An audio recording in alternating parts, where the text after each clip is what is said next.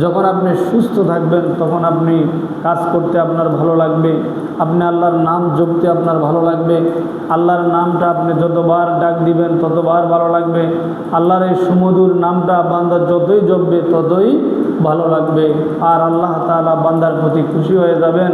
আল্লাহ তাআলা ফেরেশতাদেরকে বলবেন, ও ফেরেশতারা, তোমরা জমিনে আমার বান্দাদিগকে তোমরা নিষেধ করেছিলে দুনিয়াতে না পাঠাতে। ফেরেশতারা কী করেছে?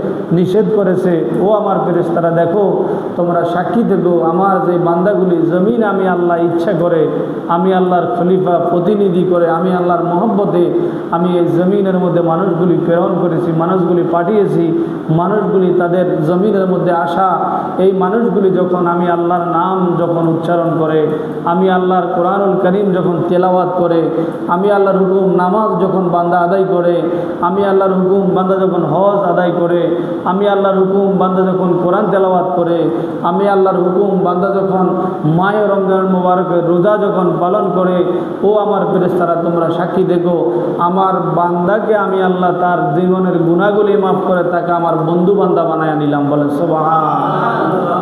এখন খুশি হয়ে যায় কে? আল্লাহ। বলেন ইবাদত করলে খুশি হয় কে? আল্লাহ। এই জন্য আমরা আল্লাহর সন্তুষ্টি চাই কি চাই না? চাই। যে ভাইরা, আপনি আল্লাহর সন্তুষ্টি চায় না কারা? কাফের মুশরিকরা। কারা চায় না? কাফের মুশরিকরা। এই জন্য কাফের মুশরিকদের ঠিকানাও কোথায়? জাহান্নাম।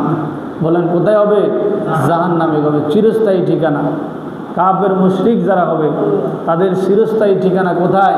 জাহান্নামে হবে। আর যারা মুমিন হবে তাদের চিরস্থায়ী ঠিকানা হবে কোথায়? জান্নাতে। কোথায় হবে? জান্নাতে। দুরূদ শরীফ পড়েন, আল্লাহুম্মা সাল্লি আলা